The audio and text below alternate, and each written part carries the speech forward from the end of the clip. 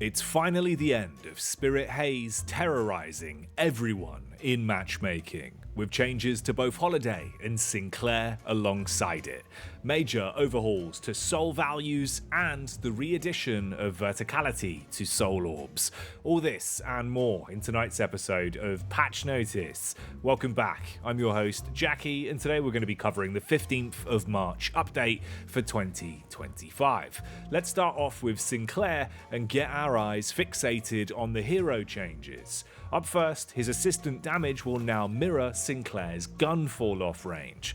Of course, you'll know that Assistant and Vexing Bolt have made Sinclair an incredibly strong laner in the early phases of Deadlock games. These tweaks and nerfs seem to be balancing him to make it a little bit easier to go up against him without Spectral Assistant ripping you a new one in lane, as they further reduced the Assistant's damage down from 30 to 20, making it a little bit easier to tank shots from Sinclair's Assistant Savannah, who otherwise was really ripping people to pieces in the early stages of games. It makes sense, and it's a change that I'm sure many of you will be fond of unless you are a Sinclair main, in which case you might want to make a bit of a disappearing act and choose a different hero instead. So let's move over to Holliday and set our focus on the cowgirl extraordinaire herself as we drop down into the changes here.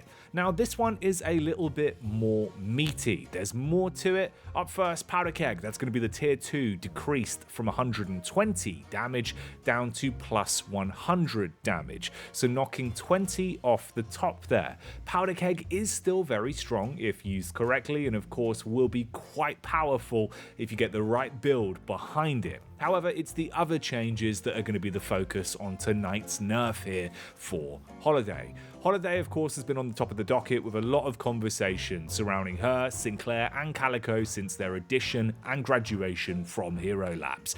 And a lot of that comes from the Spirit builds where you're using bounce pads for the intense amount of damage they could output.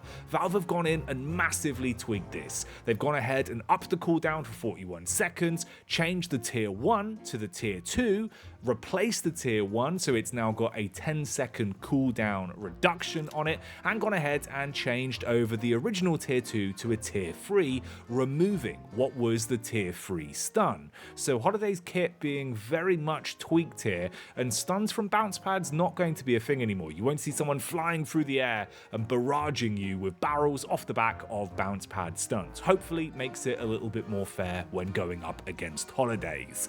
Of course, Haze has also been tweaked, as we said in the intro. Spirit Haze should be dead. Hybrid builds will be back at the top now, as you're going to have to focus on gun items as well, as the bonus damage on her bullet dance will now be built off the back of gun items rather than Spirit. Of course, if you've been in games of Deadlock recently, you've noticed that most Spirit Hazes would get incredibly farmed. Late game, you're going to be hitting that bullet dance with the scaling off the back of the duration increase and damage increase. You would be spinning forever and just outputting so much damage that you could melt single targets in a matter of seconds. No more, hopefully. Let's have a look at the spawn changes then. First spawn curve has been made a little bit more aggressive, with a 1 minute reduction in terms of the length and an increase in the respawn time. Same thing has been applied to the second spawn curve as well, and even the third spawn curve, bringing that up to a 45-minute timer with an increase to up to 80 seconds on the max spawn duration. So across the board there,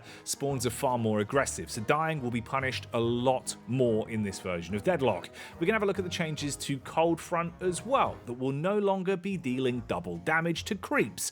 This makes sense, as this item was incredibly popular. You'd buy it, go to jungle, absolutely rinse everyone, and be able to farm off the back of that rapid. You can't do that as quickly anymore. Soul Orbs have also had some changes inside of this build of Deadlock, with the delay being increased to a variable amount from 0.2 to 0.7. So that will be a different scale there, keeping you guessing, not allowing you to pre-fire as easily. There's also now directional movement again on the Soul Orbs. If you'd listened to the most recent episode of the Dead Air podcast, you would have heard me and Blank saying we missed this old system, we wanted it back, so I'm really glad to see Valve have rolled that idea back, gone back to how it used to be. Add some variance to the spawn times, add directional variance to the actual soul orbs themselves, so they're not just going straight up, making it more fair for burst fire characters, characters with smaller magazines, and not a guessing game as it was previously if someone would just pre-fire the orb or not. Soul values have also been changed. This will be affecting neutral soul values, so that's going to be creeps, sinner sacrifice, jungle camps, all the like,